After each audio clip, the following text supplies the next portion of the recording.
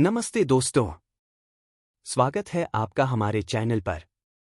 क्या आपने कभी सोचा है कि क्या होता अगर आप अपने सबसे कठिन और महत्वपूर्ण कार्यों को पहले कर लेते? क्या आपके जीवन में कुछ बदलाव आता? आज हम बात करेंगे एक ऐसी किताब के बारे में जो न केवल आपकी सोच को बदल सकती है, बल्कि आपको सफलता की ओर तेजी से बढ़ने के लिए प्रेरित कर सकती है। इस बुक की समरी को 3 भागों में विभाजित किया गया है। पार्ट 1 में हम समझेंगे डर, बहाने और टाल-मटोल के पीछे छुपे मनोविज्ञान को। पार्ट 2 में जानेंगे 22 ऐसे प्रैक्टिकल स्टेप्स जिनसे आप सबसे कठिन काम को भी पहले करने की आदत बना सकते हैं। और पार्ट 3 में करेंगे बात उन नेगेटिव बिहेवियर पैटर्न्स की जो हमें रोकते हैं और जानेंगे कैसे उन्हें तोड़कर हम हेल्थ, फाइनेंस और पर्सनल ग्रोथ में आगे बढ़ सकते हैं। तो दोस्तों, इस किताब के तीनों भागों को जरूर देखिए, क्योंकि यह सिर्फ एक बुक समरी नहीं, एक एक्शन प्लान है आपकी लाइफ बदलने का। चलिए शुरू करते हैं। Do the hard things first का पहला भाग। इस वीडियो में हम चर्चा करेंगे do the hard things first के बारे में और जानेंगे कैसे इस सिद्धांत को अपनाकर आप अपनी प्रोडक्टिविटी बढ़ा सकते हैं, समय का सही उपयोग कर सकते हैं और सफलता हासिल कर सकते हैं। अगर आप भी चाहते हैं कि आपका हर दिन सफल हो, तो इस वीडियो को पूरा देखें और जानें कि कैसे आप अपने जीवन में बड़े बदलाव ला सकते हैं। तो बने रहें हमारे साथ और वीडियो को अंत तक देखें। अगर आप भी सफलता की ओर बढ़ने के लिए तैयार हैं, तो इस वीडियो को पूरा देखें और जानें कैसे आप भी do the hard things first के सिद्धांत को अपनाकर अपनी जिंदगी बदल सकते हैं। वीडियो में बताए गए टिप्स को अपनाएं और अपनी प्रोडक्टिविटी को बूस्ट करें। हमारे चैनल को सब्सक्राइब करें और इस वीडियो को अपने दोस्तों के साथ शेयर करें। पुस्तक का नाम do the hard things first, how to win over procrastination and master the habit of doing difficult work.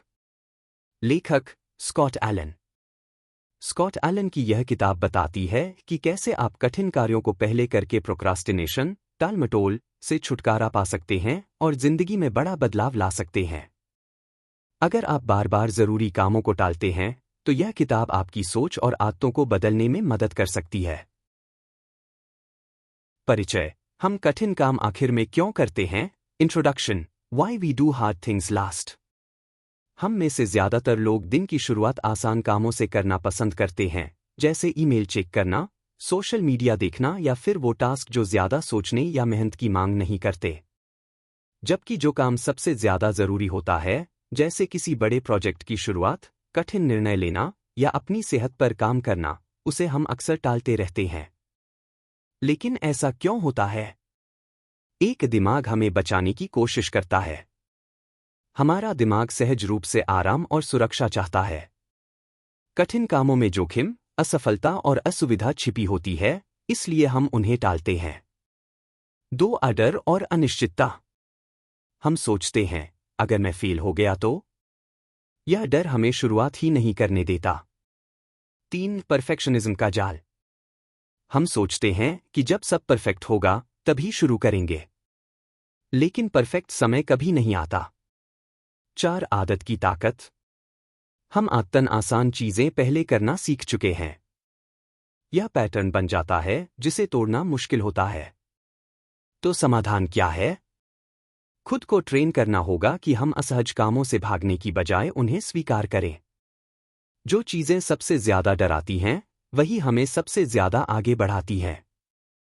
कठिन काम पहले करने से दिन का बाकी हिस्सा हल्का और प्रोडक्टिव बन जाता है। एक आसान उदाहरण। सोचिए आपको एक दिन में 2 काम करने हैं। एक, अपने बॉस के सामने एक मुश्किल प्रेजेंटेशन देना। 2, घर साफ करना। अधिकतर लोग पहले घर की सफाई करेंगे क्योंकि वह आसान लगता है। लेकिन जब आप कठिन प्रेजेंटेशन पहले कर लेते हैं, तो एक मनोवैज्ञानिक राहत मिलती है और आप खुद पर गर्व महसूस करते हैं। मुख्य संदेश। जो काम आप सबसे ज्यादा टालते हैं, वही आपके सबसे बड़े बदलाव की चाबी है। आप इस किताब से क्या सीखेंगे? What you learn in doing the hard things first. Doing the hard things first से मिलने वाली प्रमुख सीख। इस किताब का उद्देश्य सिर्फ मोटिवेशन देना नहीं है, बल्कि आपको ऐसे ठोस कदम सिखाना है जिससे आप अपने जीवन में कठिन कार्यों को पहले करना एक आदत बना सकें। किताब में दिए गए विचार आपकी सोच, निर्णय लेने की शक्ति और काम करने के तरीके को पूरी तरह बदल सकते हैं। 1. कठिन कामों को टालने की असली वजह समझना। आपको यह समझ में आएगा कि क्यों आपका दिमाग बार बार आसान रास्ता चुनता है। डर, आलस, आत्मसंदेह और परफेक्शनिज्म जैसे कारण कैसे आपको रोकते हैं। 2. मजबूत मानसिकता, माइंडसेट कैसे बनाएं। यह किताब सिखाती है कि कैसे आप एक ग्रोथ माइंडसेट विकसित करें। कठिनाइयों को अवसर की तरह देखने की आदत कैसे डालें। 3. समय प्रबंधन और प्राथमिकता तय करने की तकनीकें। आपको सिखाया जाएगा कि दिन के सबसे जरूरी और कठिन काम को कैसे पहले करें। टाइम ब्लॉकिंग, पोमोडोरो टेक्निक जैसी व्यावहारिक टेक्निक्स को अपनाना। 4. अनुशासन, डिसिप्लिन और आत्मनियंत्रण कैसे विकसित करें। इच्छाशक्ति पर भरोसा करने के बजाय मजबूत आदतें कैसे बनाएं। कैसे हर दिन एक कठिन काम करके अपने आत्मविश्वास को बढ़ाएं। 5. लक्ष्य हासिल करने की रणनीति। छोटे छोटे लक्ष्यों को बड़ी उपलब्धियों में कैसे बदलें। लक्ष्य तय करने से लेकर उसे पूरा करने तक की पूरी रणनीति। 6. खुद को दोबारा प्रोग्राम कैसे करें। नकारात्मक सोच और खुद से टालने की आदत को हटाकर एक एक्शन टेकिंग माइंडसेट बनाना। 7. जिंदगी के हर क्षेत्र में सफलता की कुंजी। सिर्फ काम नहीं, बल्कि रिश्तों, स्वास्थ्य और आत्मविकास में भी यह आदत काम करती है। कठिन चीजें पहले करने की आदत आपकी पूरी जीवनशैली को सुधार देती है। निष्कर्ष, टेक अवे। जब आप कठिन कार्यों को पहले करते हैं तो आप न सिर्फ अपने लक्ष्य के करीब पहुंचते हैं, बल्कि एक ऐसा व्यक्ति बनते हैं जो किसी भी चुनौती से भागता नहीं है। भाग 1, डर को तोड़ना, बहानों को कम करना और संतोष में देरी की साइंस को समझना। Part 1, breaking fear, minimizing excuses and the science of delaying gratification. 1. डर को तोड़ना, ब्रेकिंग फियर। हम अक्सर कठिन कामों से डरते हैं। असफल होने का डर, दूसरों की आलोचना का डर या फिर खुद से निराश हो जाने का डर। ये डर हमें कार्य शुरू करने से ही रोक देते हैं। लेकिन यह किताब बताती है, डर वास्तविक नहीं, बल्कि हमारी कल्पना का नतीजा है। डर तब तक हावी रहता है जब तक आप उसका सामना नहीं करते। जब आप कठिन काम को करने लगते हैं, तब डर कमजोर पड़ता है और आत्मविश्वास बढ़ता है। सलाह, अपने डर को पहचानें और धीरे धीरे उसका सामना करना शुरू करें। शुरुआत में डिस्कम्फर्ट होगा, लेकिन यही ग्रोथ है। 2. बहानों को कम करना, मिनिमाइजिंग एक्सक्यूजेस। जब हम कोई मुश्किल काम टालते हैं तो हम खुद को समझाने के लिए कई बहाने बना लेते हैं। अभी मूड नहीं है, थोड़ा बाद में कर लूंगा, परिस्थिति ठीक नहीं है। ये सब आत्मधोखा, सेल्फ डिसेप्शन है। किताब का सुझाव, बहानों को पकड़ना सीखो, अपने लिए जवाबदेह बनो। अगर आप हर बार बहाना बनाएंगे तो कभी बड़ा बदलाव नहीं होगा। सलाह, एक डायरी में रोज लिखिए कि आपने कौन से बहाने बनाए और क्यों। धीरे धीरे यह आदत टूटेगी। 3. संतोष में देरी की विज्ञान, साइंस ऑफ डिलेइंग ग्रेटिफिकेशन।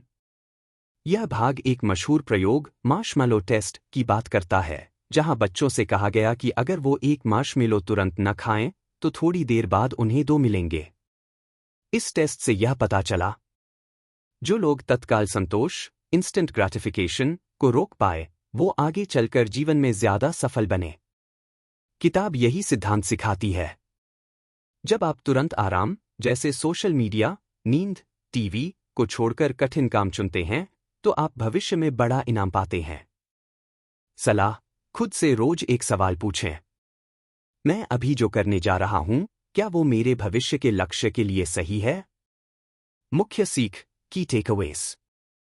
डर को तोड़ो, वो आपके रास्ते की सबसे बड़ी दीवार है। बहाने मत बनाओ, वो आपके समय और आत्मसम्मान दोनों को खा जाते हैं। तात्कालिक सुख से दूर रहो, असली इनाम धैर्य के बाद मिलता है। एक लाइन में सार, जो लोग डर से भागते हैं, बहाने बनाते हैं और हर चीज तुरंत चाहते हैं, वो बड़ी चीजें कभी नहीं बना पाते। सामना करने के तरीके और टालमटोल, कोपिंग मैकेनिज्म्स एंड प्रोक्रास्टिनेशन।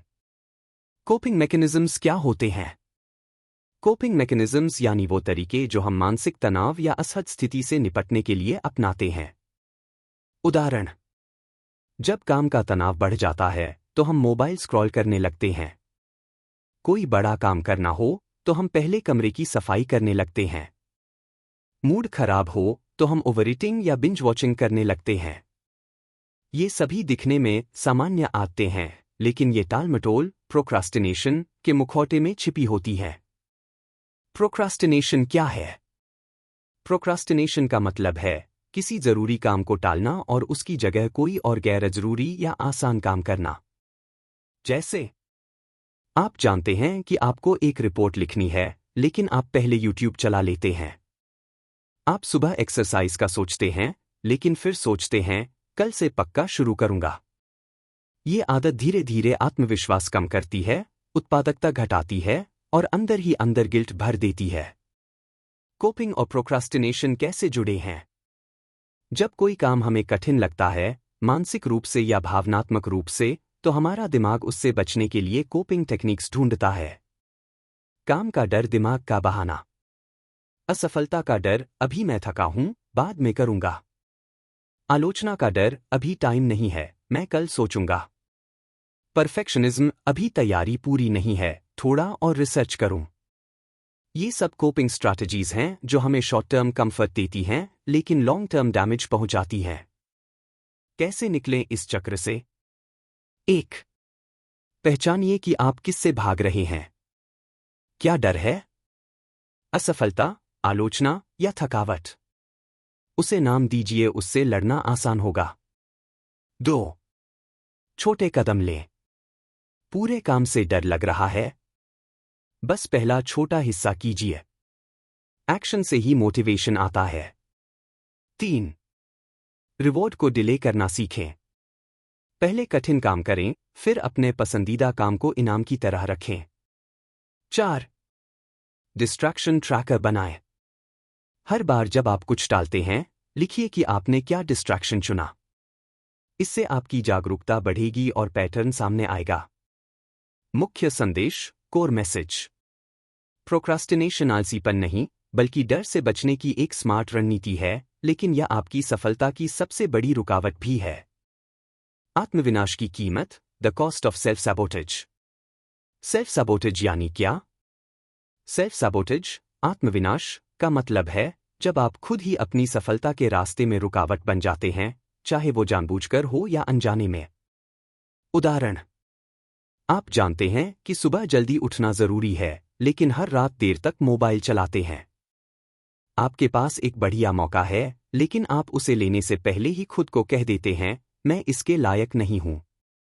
यह एक ऐसी आदत है जहां इंसान खुद को असफल होने के लिए तैयार करता है, ताकि बाद में वो कह सके, देखा, मुझसे नहीं हुआ। सेल्फ सबोटेज कैसे दिखता है? सेल्फ सबोटेज की आदतें दिखने में सामान्य, लेकिन असली नुकसान: टालमटोल, प्रोक्रास्टिनेशन, समय और अवसर दोनों खो देना। खुद पर शक करना, आत्मविश्वास खत्म करना। परफेक्शनिज्म, कभी शुरुआत ही न करना। बहाने बनाना, जिम्मेदारी से भागना। नकारात्मक आत्मवार्ता, खुद की संभावनाओं को दबाना। द रियल कॉस्ट, इसकी असली कीमत क्या है? 1. खोए हुए मौके, लॉस्ट अपॉर्चुनिटीज। आप जिन कामों को कभी बाद में कहते हैं, वो मौके दोबारा नहीं आते। जिंदगी में बहुत से दरवाजे सिर्फ एक बार खुलते हैं। 2. समय की बर्बादी। सेल्फ सबोटेज आपको एक ही जगह घुमाफिरा कर लाता है, जिससे जीवन आगे नहीं बढ़ता। 3. आत्मसम्मान की गिरावट। जब आप बार बार खुद को रोकते हैं, तो आपको खुद पर भरोसा करना बंद हो जाता है। आप खुद को लायक नहीं मानने लगते हैं। 4. अधूरी जिंदगी का बोझ। अंत में केवल पछतावा रह जाता है, काश मैंने कोशिश की होती। कैसे रोके सेल्फ सबोटेज? 1. अवेयरनेस लाएं। सबसे पहले खुद को समझें, कब, कैसे और क्यों आप खुद को रोकते हैं। 2. नेगेटिव सेल्फ टॉक को पकड़े। मैं नहीं कर सकता को बदलें, मैं कोशिश करूंगा से। 3. एक्शन लें, छोटा ही सही। जब भी दिमाग टालने की कोशिश करे, सिर्फ 5 मिनट उस काम को करें। 4. खुद से कंपैशन से बात करें। आप परफेक्ट नहीं हैं, लेकिन आप योग्य हैं।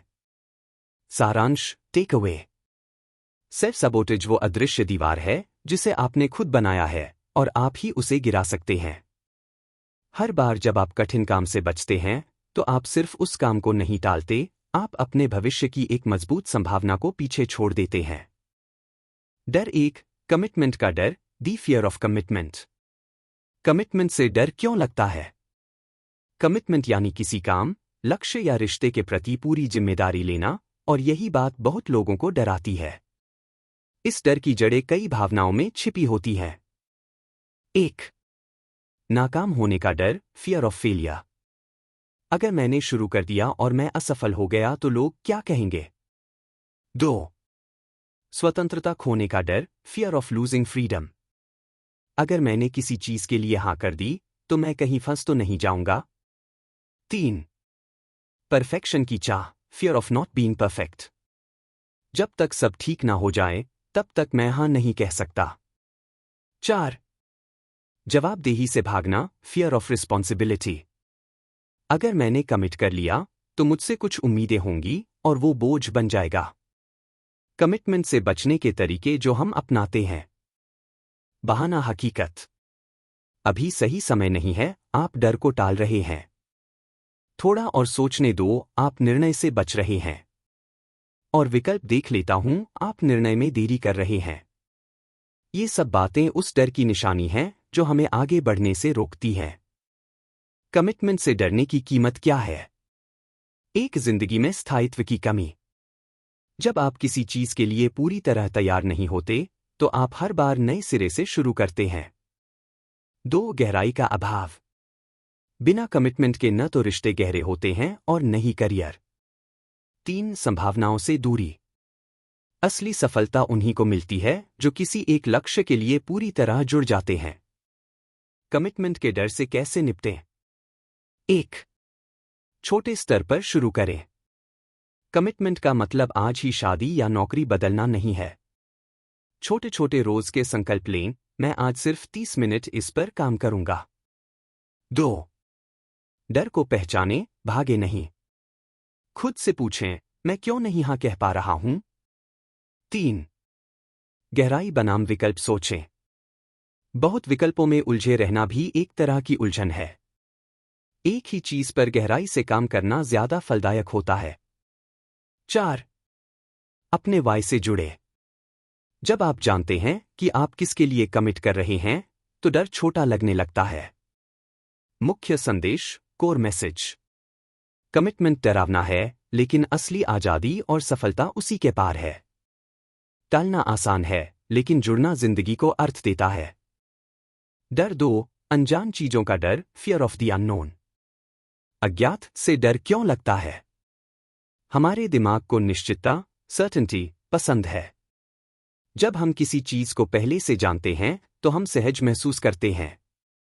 लेकिन जैसे ही कोई नया रास्ता, नया निर्णय या नई शुरुआत सामने आती है, हमारे भीतर डर पनपने लगता है। अगर कुछ गलत हो गया तो? मुझे नहीं पता आगे क्या होगा। क्या मैं इससे निपट पाऊंगा? इस डर के पीछे की मनोविज्ञान, साइकोलॉजी। एक दिमाग सुरक्षा चाहता है। हमारा मस्तिष्क हमें बचाने के लिए डिजाइन किया गया है, जोखिम उठाने के लिए नहीं।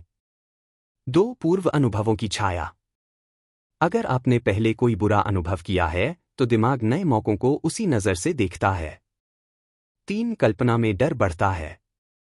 जो चीज हम नहीं जानते उसे हम अक्सर सबसे बुरे रूप में सोचते हैं, जबकि वो वैसी होती नहीं। फियर ऑफ द अननोन कैसे दिखता है? व्यवहार संकेत। नए अवसर से पीछे हटना, मुझे इसके बारे में ज्यादा जानकारी नहीं है।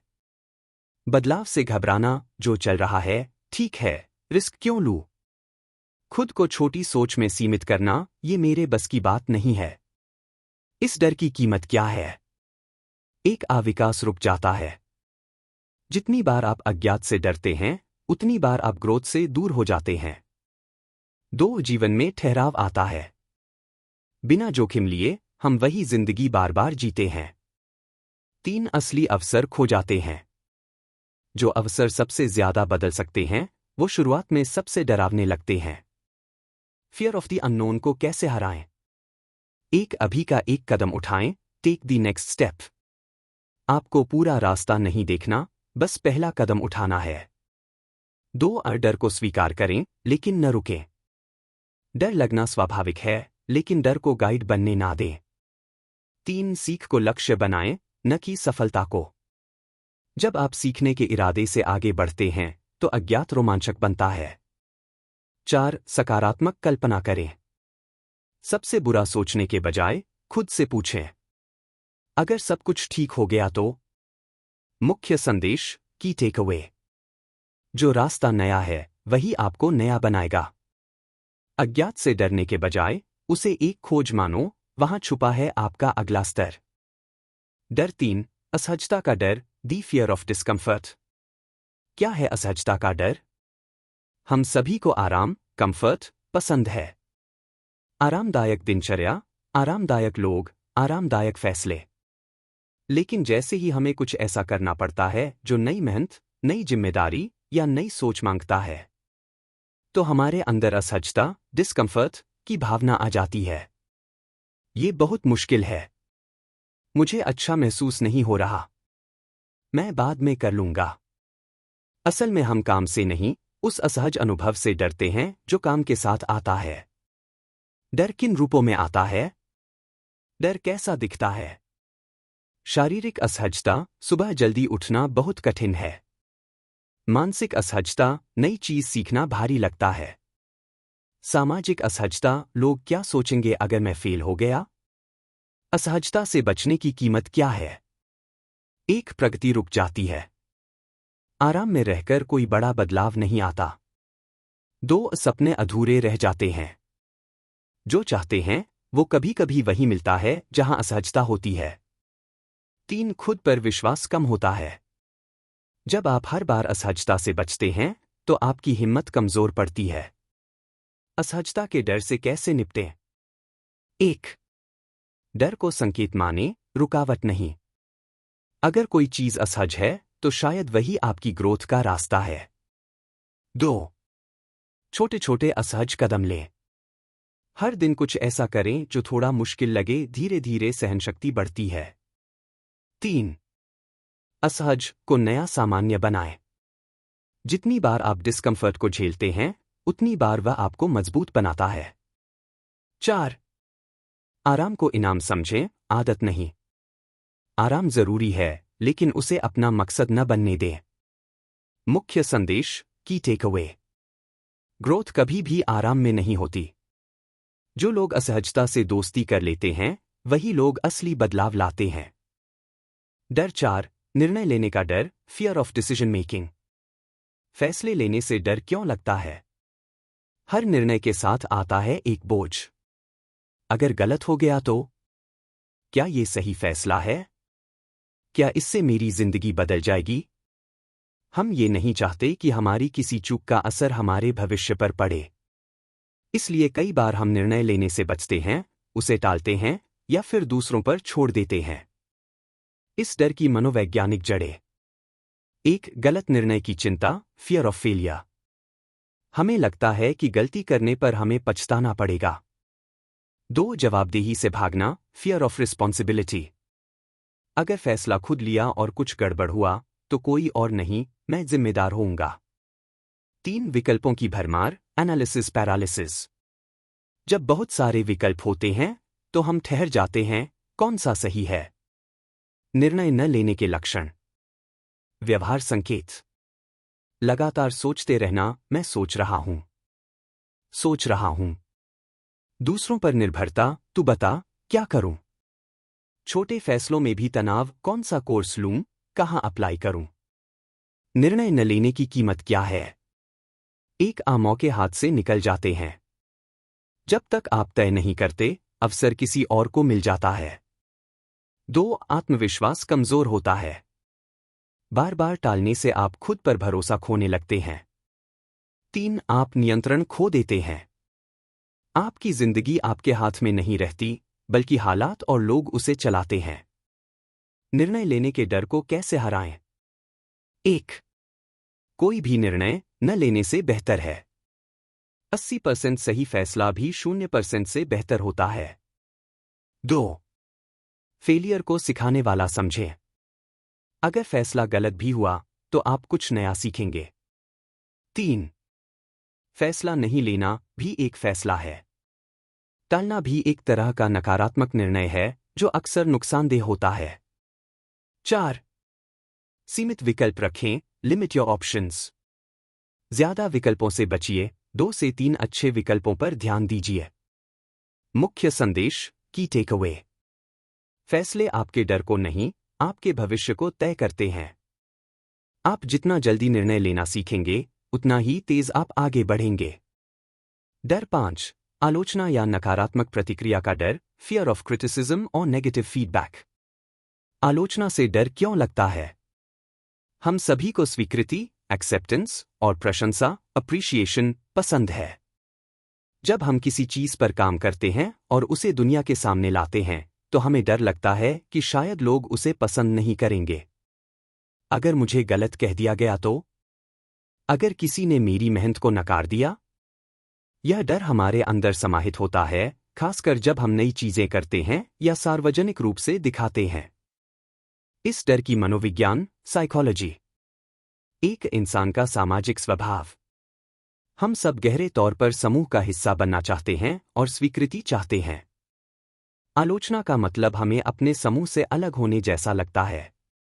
2. स्वाभाविक असुरक्षा, नेचुरल इनसिक्योरिटी। जब हम किसी काम को पूरी मेहनत से करते हैं, तो किसी से नकारात्मक प्रतिक्रिया सुनना हमें असुरक्षित और कमजोर महसूस कराता है। 3. गलतफहमियां और नकारात्मक विचार। हम अक्सर आलोचना को व्यक्तिगत रूप से लेते हैं, जबकि यह हमारी क्षमता को परखने का एक तरीका हो सकता है। आलोचना का डर कैसे दिखता है? व्यवहार संकेत। दूसरों की राय से प्रभावित होना, क्या वे मेरी नई योजना को समझेंगे? खुद को वापस खींच लेना, मुझे इस विचार को सबके सामने लाने की जरूरत नहीं है। छोटी सी नकारात्मक प्रतिक्रिया से घबराना, वे मुझसे नाखुश हैं, क्या ये मेरे लिए नुकसानदायक हो सकता है? आलोचना का डर क्यों नुकसानदायक है? 1. स्वतंत्रता की कमी। अगर आप आलोचना से डरते हैं, तो आप अपनी पसंद और विचारों को स्वतंत्र रूप से व्यक्त नहीं कर पाते। 2. विकास रुक जाता है। आलोचना से बचने के लिए आप नई चीजों को अपनाने से डर सकते हैं, जो आपकी विकास यात्रा को धीमा कर देती है। 3. आत्मसंवेदनशीलता, ओवर सेंसिटिविटी। आलोचना का अत्यधिक डर हमें आत्मसंवेदनशील बना देता है, जिससे हमारी सोच और कार्यक्षमता प्रभावित होती है। आलोचना के डर को कैसे हराएं? 1. आलोचना को सुधार का अवसर मानें। हर आलोचना में सुधार की कोई ना कोई संभावना होती है। इसे एक सीखने का अवसर समझें। 2. आलोचना को व्यक्तिगत न लें। आलोचना केवल आपके काम या विचार पर होती है, न कि आपकी पूरी पहचान पर। 3. आत्मविश्वास बढ़ाएं। अपनी क्षमता और फैसलों पर विश्वास रखें।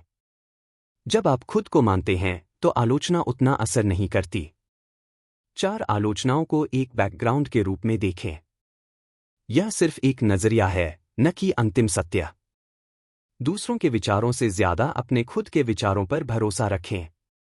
मुख्य संदेश, की टेकअवे। आलोचना से डरना आपकी क्षमता को छिपाने जैसा है। जो आलोचना का सामना करता है, वही असली प्रगति करता है। अपने टालमटोल करने वाले मन को नियंत्रण में लेना, taking control of your procrastinating mind. टालमटोल का कारण क्या है?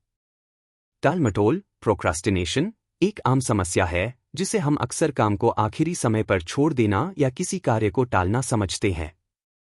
हमारा मन स्वाभाविक रूप से आलस्य और आराम की ओर आकर्षित होता है, जबकि कठिन या नीरस कार्यों से बचने की कोशिश करता है। यह हमें संघर्ष या असहजता से बचने की कोशिश करने के रूप में दिखता है, जिससे टालमटोल बढ़ता है। अगर मुझे यह काम करना है, तो मुझे पहले ही इस तनाव से बचना चाहिए। यह सोच अक्सर हमें अगले काम को टालने के लिए प्रेरित करती है। टालमटोल करने की मानसिकता, माइंडसेट ऑफ प्रोक्रास्टिनेशन। 1. अस्थिरता और आलस्य। हम किसी काम को जल्दी खत्म करने से बचते हैं, क्योंकि हम इसे आसान या मजेदार तरीके से करना चाहते हैं, बजाय इसके कि काम को सही तरीके से और समय पर किया जाए। 2. संगठित न होना, लैक ऑफ स्ट्रक्चर। जब हमारे पास स्पष्ट योजना या लक्ष्य नहीं होता तो हम इसे आगे बढ़ाते रहते हैं। बिना दिशा के काम करना टालमटोल को बढ़ावा देता है। 3. Phobia of failure, fear of failure. हम डरते हैं कि अगर हमने काम करना शुरू किया और गलत हुआ तो हमारी इज्जत या स्वाभिमान पर आघात आएगा। इसलिए हम काम को टालते रहते हैं। टालमटोल से निकलने के तरीके। 1. अब और नहीं का मानसिक शिफ्ट। सबसे पहला कदम यह है कि आप अब और नहीं सोचें। अगर आप इसे टालते रहेंगे तो काम कभी खत्म नहीं होगा। यह काम आज पूरा करना है, यही सोच आपके काम को शुरू करने का प्रेरक बन सकती है। 2. काम को छोटे हिस्सों में बांटना। जब कोई काम बहुत बड़ा और भारी लगे तो उसे छोटे, संभालने योग्य हिस्सों में बांट लें। उदाहरण के लिए, आज 30 मिनट इसे करने का समय निकालूंगा। छोटे हिस्से में काम करने से उसे शुरू करना आसान हो जाता है। 3. समय सीमा तय करें। हर काम के लिए समय सीमा तय करें। बिना किसी निश्चित समय के काम न करना और इसे टालते रहना आसान होता है। आज शाम तक यह काम खत्म करना है, यह स्पष्टता आपको कार्य करने के लिए प्रेरित करती है। 4. सकारात्मक पुरस्कार प्रणाली। खुद को छोटे छोटे इनाम दें। जैसे ही आप कोई छोटा लक्ष्य पूरा करें, खुद को एक छोटा सा पुरस्कार दें, चाय का कप, वीडियो देखना आदि। यह आपकी प्रेरणा को बनाए रखेगा। 5. डिस्ट्रैक्शंस से बचें। अपने कार्यक्षेत्र से बाहर की व्याकुलताएं, डिस्ट्रैक्शंस, हटाएं। सोशल मीडिया, मेल चेक करना या अन्य कामों में खो जाना टालमटोल को बढ़ाता है। एक शांत जगह पर काम करना अधिक प्रभावी होता है। मनोवैज्ञानिक तरीके से मन को कंट्रोल करें। 1. यह काम करना है क्योंकि मुझे इससे फायदा होगा। अपने मन को यह समझाएं कि इस काम के होने से आपके पास समय बचता है या बेहतर परिणाम मिलता है। 2. आत्मनिर्णय पर भरोसा बढ़ाएं। जब आप हर टास्क को पूरा करने का विश्वास रखते हैं तो यह आपके आत्मसम्मान को भी मजबूत करता है। 3. सकारात्मक सोच रखें। अगर मुझे यह कार्य करना है तो इसे जल्द से जल्द पूरा करके आगे बढ़ूं। मुख्य संदेश, की टेकअवे। टालमटोल से निकलने के लिए आपको अपने मन को जागरूक करना होगा और हर काम को प्राथमिकता देना होगा। जो काम टालते हैं वे खुद को समय के साथ नुकसान पहुंचाते हैं। जो काम तुरंत करते हैं वे आगे बढ़ते हैं। काम को टालने के 10 कारण, 10 reasons we delay doing the work। 1. आलस्य, लेजीनेस। हमारे अंदर स्वाभाविक रूप से आराम करने की इच्छा होती है। यह काम बाद में कर लूंगा सोचकर हम आराम करने के लिए झुकते हैं। हमारा मस्तिष्क यह मानता है कि वर्तमान में आराम करना ज्यादा लाभकारी है। सलाह, अपने कार्यों को छोटे हिस्सों में विभाजित करें और थोड़ा थोड़ा करके काम करें। 2. निर्णय न लेना, इंडिसिजन। कभी कभी हम एक ही काम को लेकर लगातार सोचते रहते हैं लेकिन निर्णय नहीं ले पाते। हमारी चिंता होती है कि अगर यह गलत हो गया तो क्या होगा। सलाह, कम से कम कुछ तो करो, क्योंकि कोई भी निर्णय न लेना भी एक निर्णय है और इससे नुकसान हो सकता है। 3. स्वयं को परफेक्ट बनाने की इच्छा, परफेक्शनिज्म। हम हर काम को परफेक्ट बनाना चाहते हैं और इस डर से कि काम अधूरा या गलत हो सकता है, हम उसे टालते रहते हैं। सलाह, सर्वश्रेष्ठ से अधिक महत्वपूर्ण है कि काम हो जाए, काम को पहले पूरा करें और फिर सुधार करें। 4. असुविधा, डिस्कम्फर्ट। अक्सर हम डरते हैं कि जो काम करना है वह असुविधाजनक या मुश्किल होगा और हम इसे टालने की कोशिश करते हैं। इससे हम खुद को मानसिक और शारीरिक असुविधा से बचाते हैं। सलाह, इसे एक चुनौती के रूप में देखें। असुविधा से गुजरने पर ही असली विकास होता है। 5. विकल्पों की अधिकता, ओवरवेलमिंग चॉइसेस। हमारे पास बहुत सारे विकल्प होते हैं और यह उलझन में डाल सकता है। हम यह नहीं जानते कि किस रास्ते पर चलें और इसी कारण हम कोई कदम नहीं उठाते। सलाह, किसी एक विकल्प को चुनें और उस पर ध्यान केंद्रित करें। कभी कभी एक विकल्प को चुनना बाकी सभी के मुकाबले बेहतर होता है। 6. मूल्यांकन का डर, फियर ऑफ इवैल्यूएशन। हम डरते हैं कि हमारी मेहनत को अन्य लोग कैसे देखेंगे।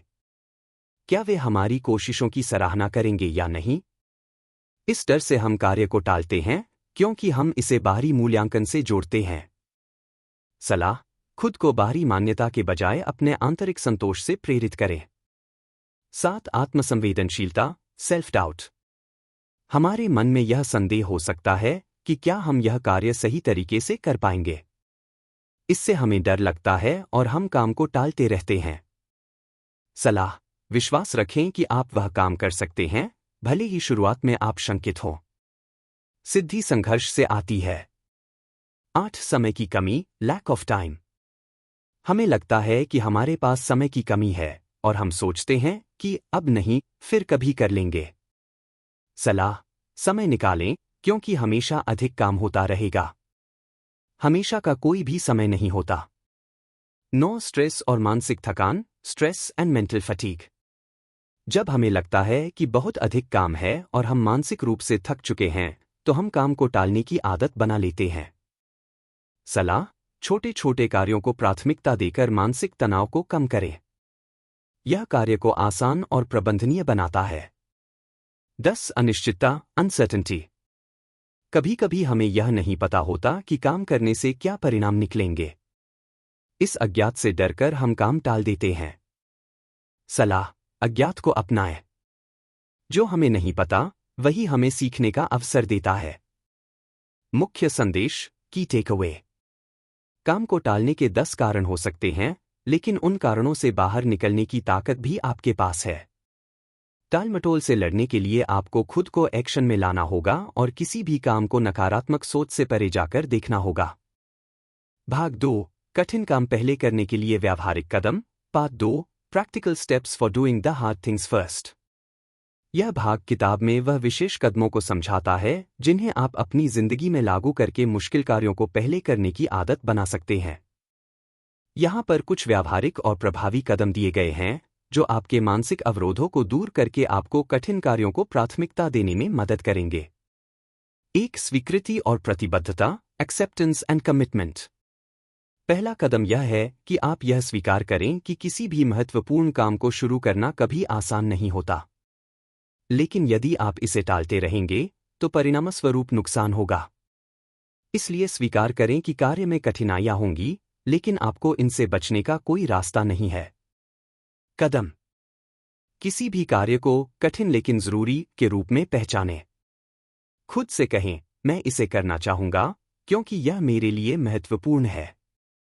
2. अगले दिन का रोड मैप बनाएं, create a road map for tomorrow.